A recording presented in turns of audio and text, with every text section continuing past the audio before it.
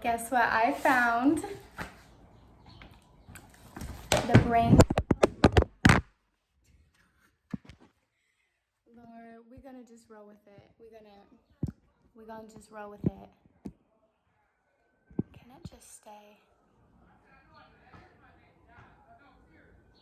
Reiki. Oh wait, no. Chakure. I just got it. You can't even see my freaking head. That ain't gonna work. I need something to prop y'all up.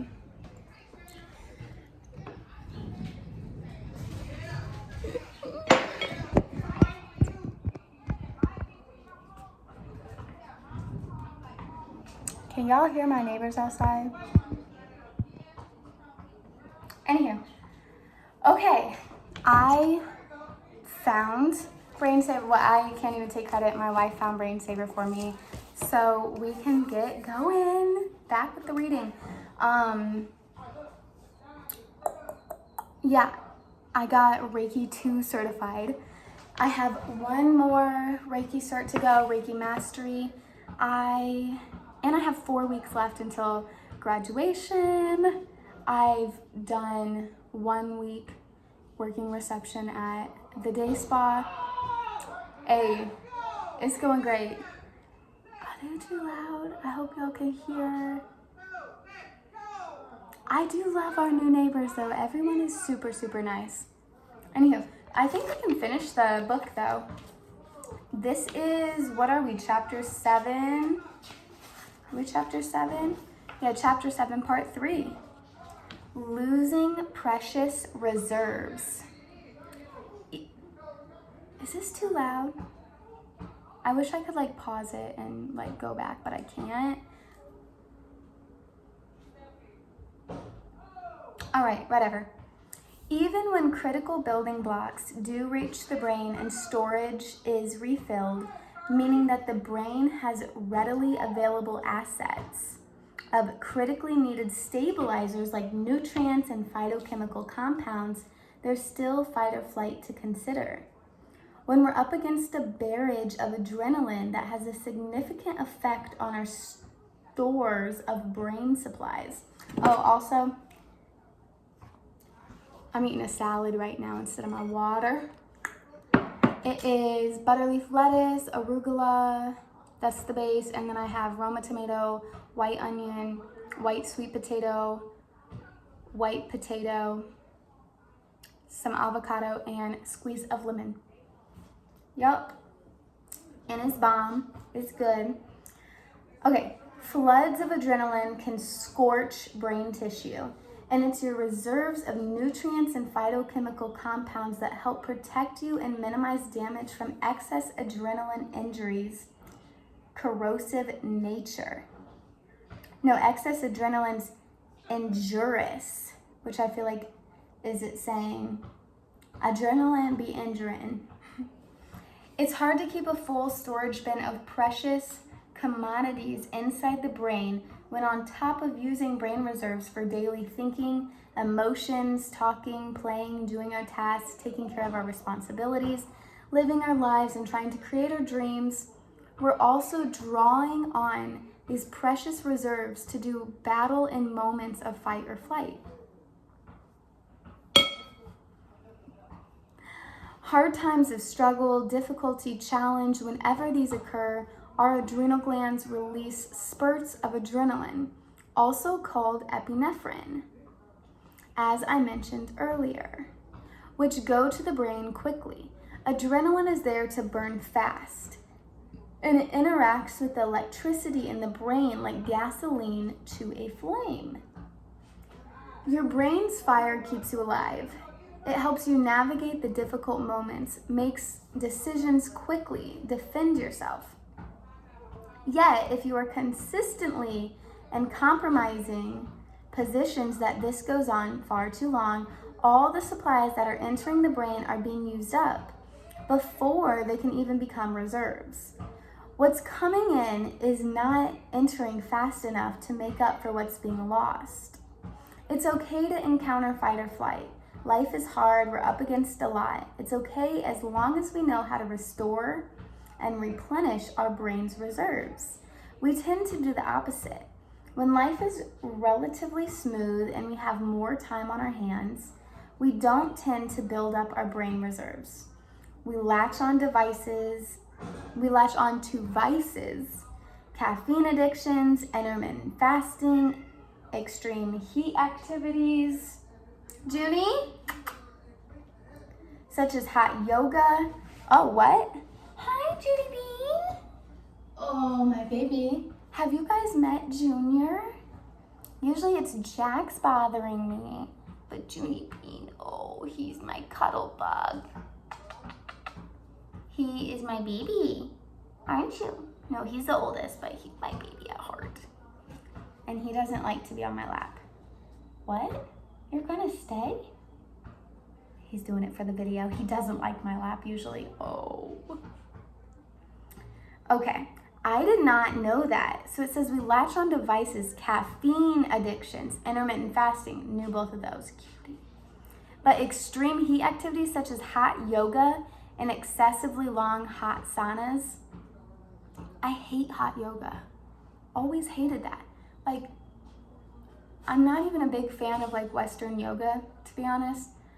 But, whoa, what are you doing? He's trying to get my salad. He loves avocado. And he likes lettuce. He likes butter leaf lettuce, all right. Anyway, I hate hot yoga. I literally do. I'm like, why does it have to be so freaking hot? And I went with my friend. My friend was like, just give it a try. Yeah, I've done a yoga class before, like numerous times. And I used to teach, I got yoga certified. I used to teach like a stretch type of yoga. And I was like, okay, whatever, I'll give it a try. And I stepped in this guy's pool of sweat. Like, I didn't see it. And I just like stepped right in it. Mind you, it was my friend. There was a lot of my friends in this class. So it was my friend's sweat. But still, I was disgusted. I was like, oh my God. And he was like, ooh, you stepped in my sweat. And I was like, get me the fuck out of here. I was like, no, I don't, this is weird. Like, should we be sweating that much? I don't know. It was just weird. But now I know. We shouldn't be doing that. It's adrenaline causing. Extreme body cooling treatments. What is that? Like the Wim Hof ice bath? I'm gonna assume. Alcohol and antidepressants. We indulge in food and activities that are not always helpful or supportive for our brains. Caffeine beverages alone are very destructive to our brain's reserves. Caffeine puts us in a false state of crisis. Yeah. Caffeine puts us in a false state of crisis. What? Lord. Creating fight or flight on a daily basis, even if everything is actually going okay around us. This slowly robs our brain's nutritional reserves.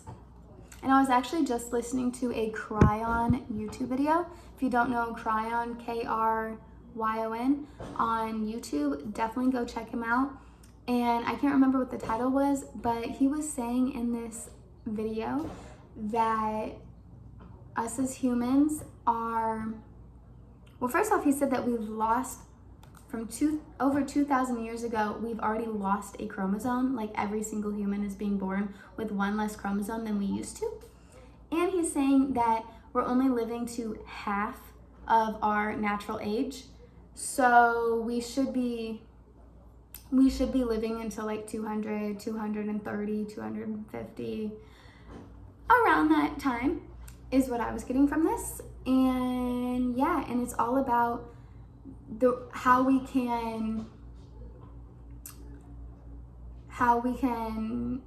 get to that age, how we can live to be, 200 plus years old, is all about our immune system. And actually these books, Medical Medium information, talks about how beneficial healing the immune system is. And it's great to hear from another source, Cryon, is basically saying the same thing, which is really, really cool. And I have said for many, many years that I am going to live until 200. So that actually kind of resonates with me because I have said this for years before I've even heard it. And everyone's always thought I'm crazy. And I'm like, I don't know, I just feel it. And I've always been one to like not give in to society norms. Like, I'm going to say what I believe, and I'm not going to go with the status quo. So everyone thought I was psycho, and I was like, okay, well, whatever. And then they're like, no, you're not going to live until 200. And I was like, no, you're not going to live until 200. You don't know what I am going to live to. You know what I mean?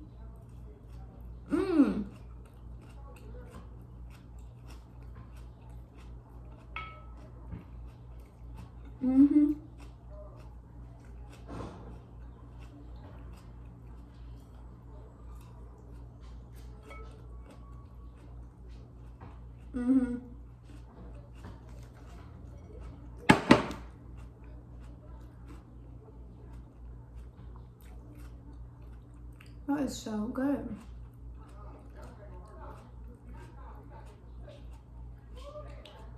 Man, I love the taste of greens. I used to hate salad. Hate it. And if I did eat it, I needed to drench it in dressing. Like, drench it. And now, I don't even use dressing. I mean, I use what I consider dressing, lemon juice. So I just squeeze lemon juice. I never appreciated the taste of greens, that bitterness. I love it now, though. I used to try to drown the taste, and now I enhance the taste with the lemon. So good. Complicating factors. Many people are desperate to bring their health back. Yet if someone takes a normal, natural health direction, which relies on elementary measures such as removing processed foods, they all too easily run into the trend traps. Stuck in a world where their health results only get them so far, they're forced to test out trendy theories about trendy theory after trendy theory, acting as guinea pigs for misguided hypothesis. When that's the case, it's going to be a long time before the brain gets restored, if it ever does. As you've seen throughout this chapter, brain burnout is complicated. Many people are dealing with health issues, have viral inflammation, neurological fatigue, deposits of toxic heavy metals, other poisons and solvents, air fresheners, fragrances, scented candles, perfumes, colognes, fabric softeners, scented deodorants, clothing chemicals, and MSG inside brain tissue, not to mention long-term caffeine addiction and alcohol dependencies. Wow, well, that was a mouthful. When someone experiences burnout for too long, they can get some depression with it. They can get some anxiety with it. They can get some depersonalization or brain fog. It's especially true if that person has underlying factors such as toxic heavy metals in the brain, which everyone does. The levels of toxic heavy metals in the brain,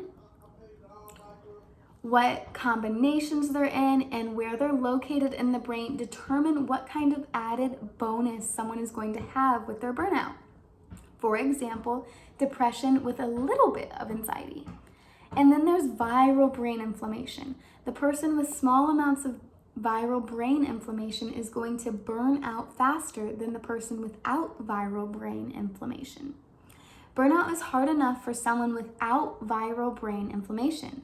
The person with brain inflammation from low-grade viral infections such as EBV, shingles, herpes simplex, HHV6, HHV7, or cytomegalovirus is going to be even more susceptible to brain burnout. That's because when patches of brain tissue are slightly inflamed from viral neurotoxins, this already puts a damper and stress upon neurons, neurotransmitter chemicals, cranial nerves, and brain endocrine glands. Depending on where in the brain inflammation is more dominant, symptoms and conditions vary. This can affect the type of burnout one person is experiencing versus another.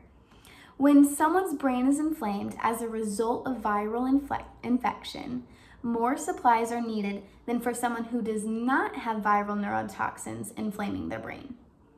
Because neurotoxins swell neurons. I gotta write that down. A swelling neuron demands more supplies because their neuron is in a constant process of trying to repair itself. Someone with viral inflammation in the brain needs twice the glucose. Oh my God. The reason I am like actually mind blown right now is because me and my wife have been eating almost exactly the same food in the same portions. No, the same food for at least 2 years, like almost exactly. At least 90% of it is completely the same, probably more. But I have always needed more. I eat, like, actually in the last few months, it's got my need to eat has gone down drastically, but I was eating sometimes double what she was eating, and I am very small. I don't know how much pounds I weigh anymore, because once I ended my juice fast, I started gaining way more. I don't know, maybe 112 or something now. On the juice fast, I was quite low. I was like 103. But I'm eating like, fibrous food now, so weight gain go up. Anyway. Between 103 and like 120 is where I that's my range, right? So I'm pretty small, and I'm 4'11". I'm a tiny little short person. Anyway. Where was I going with it? Oh yeah, I'm small. So in my head, the smaller you are, the less you need. The bigger you are, the more you need, is what I used to think. This is years back. Not true. And now this is like giving me more understanding, because I know it wasn't true, because when I was bigger, I ate less, significantly less, actually. Like, once I started losing weight, I was probably eating triple the amount of food. Like, insane. Especially insane because that's not what I would say most people think. Yeah, why are you crying?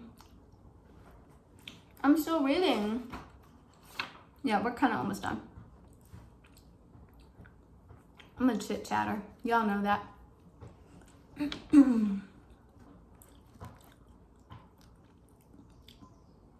Yum. Okay, I'm just gonna reread that. A swelling neuron demands more supplies because the neuron is in a constant process of trying to repair itself. Junior, get out. We literally don't know where we know where the screen is to the window, but we don't know how to install it. So he trying to we think our cat jumped out the window, for real. Not that one. That one is not as agile. Anyway, okay, someone with viral inflammation in the brain needs twice the glucose. So I think that's probably what was going on, because I was eating about twice the amount of my wife. Crazy. And I had significantly more symptoms and conditions than she did. I had a very, very poor diet since the womb, until I changed it at 20. So yeah, it was 20 years of eating primarily processed food. So it did a number on my health. If someone with viral brain inflammation is not advised properly about diet, it makes it even more difficult. If a person is told to eat a high-fat diet, this minimizes oxygen to the brain. Junior, can you please not get out there? You are scaring mommy. Okay. How about you just come up here?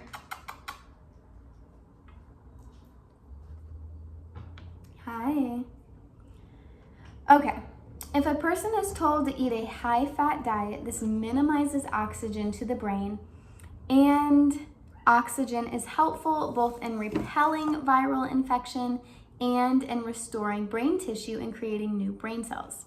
A high-fat diet also inhibits glucose from getting into brain cells. Just because someone is dealing with viral inflammation and toxic heavy metals in the brain, this doesn't mean we can't reverse brain burnout. We can still reverse brain burnout at the same time heading in the direction of reversing viral inflammation and reducing toxic heavy metals. What's important to keep in mind is that someone dealing with extra complications will need more time and more help. Restoring our true selves. We tend to think that managing our thoughts is the answer to burnout. Controlling our brain waves, our neurological pathways with positive thoughts and medication is believed to be a key to solving burnout. And yes, that can be helpful, yet if pieces are missing in the brain's physical function, it's harder to succeed in meditation, creative thinking, positive thoughts, productive thoughts, happy thoughts, and even achieving goals and dreams. Could be why some of you may struggle with meditation. It's definitely not you. It is definitely heavy metals. Many people who are burnt out and confused about why, who haven't found a way to fix their burnout and other symptoms, yet seek out these mental practices in hopes of ridding themselves of all their physical and mental discomfort. Mental practices only get us so far on their own. Lasting relief comes from addressing supply and demand deficiencies in the brain and the factors that are draining our brain faster than we can replenish them. The critical root causes of the physical burnout problem have to be fixed. Our neurotransmitters are weakened and dehydrated, our neurons are atrophied, our electrical impulses are diminishing, our brains are bathing in acids, and our glucose reserves are disappearing. It makes the struggle of trying to balance the mind through self-care, love, positive thinking, creative thoughts, and realignment of our thought patterns and learning how to minimize our triggers much more difficult jobs, because there's always a physical component behind our struggle. That's definitely good to know, you guys. The best meditations we will ever experience occur inside a brain that has ample electrolytes, trace mineral salts, glucose, B12 reserves, neurotransmitter conductivity, I think, neuron size and strength, and electrical impulse fire, and fewer toxic heavy metals, fragrances, MSG, caffeine, and alcohol. Then rewiring thought patterns and triggers and rewiring for a present moment existence can take hold. Only with the proper brain supplies can thought productivity stick. Someone living with brain burnout who is missing these key pieces of our brain health puzzle will find it's hard to correct an unhealthy thought pattern. It doesn't stick. It doesn't take hold, which is why people with signs of burnout have a much more difficult time meditating, focusing, or even believing in themselves. That's right, key trace minerals in the brain help support us in believing in ourselves. I'm gonna underline that because celery juice has the most mineral salts in it. So that could be a really good option for some of you. And believing in yourself. Maybe I should do some celery juice like every day for a week or something before my NBLEX test so I pass it. Because struggling to believe in myself right now. Like, I don't want to feel like a failure.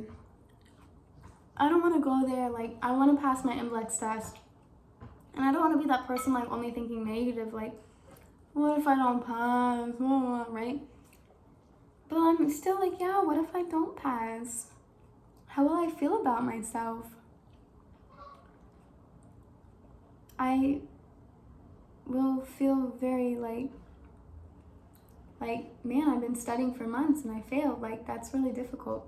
So yeah, I think I should do some trace minerals so I believe in myself. Junior, don't do it.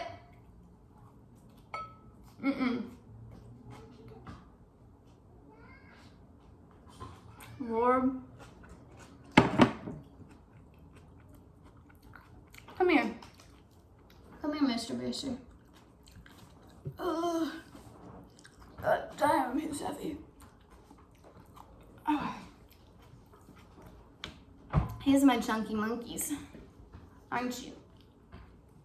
You like mama. Yeah, you like to eat just like mama. Okay. As you discovered in chapter 5, your emotional brain, a strong physical brain helps defend us from emotional injury, and a strong brain helps defend us from emotional triggers. When someone is cranky and irritated and tired, not feeling well, or not at their best because they're struggling and oh, are you okay? Okay, he seems okay.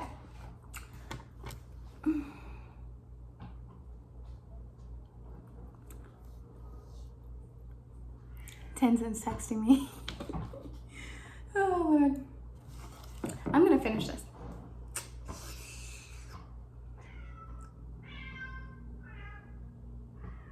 Junior, I'm almost done, okay?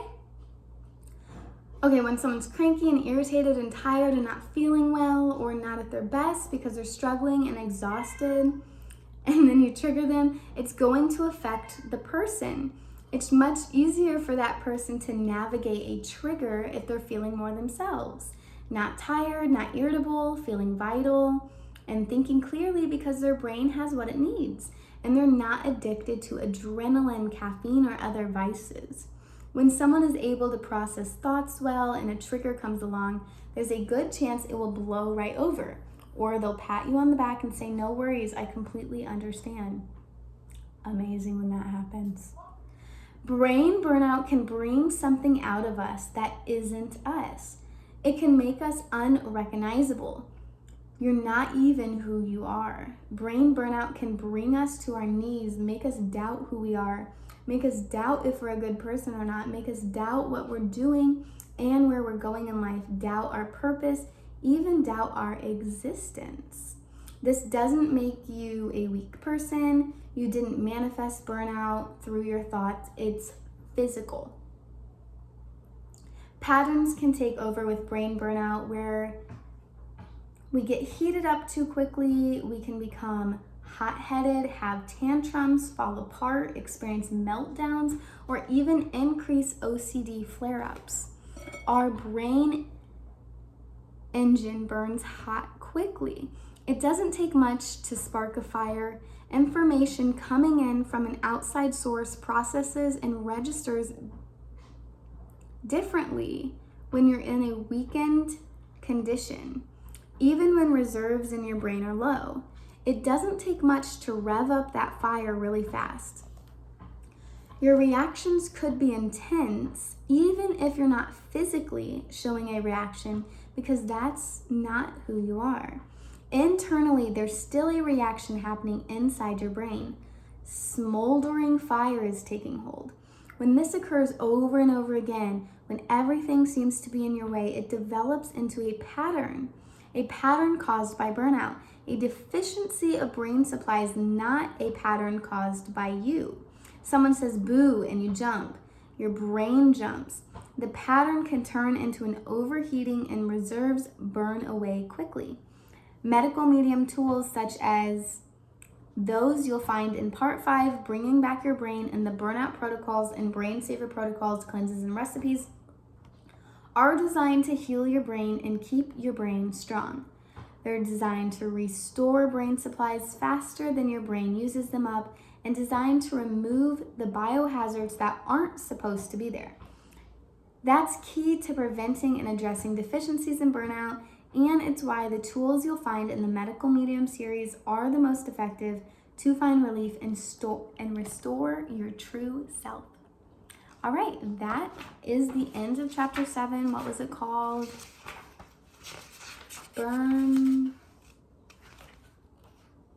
Your burnout deficient brain.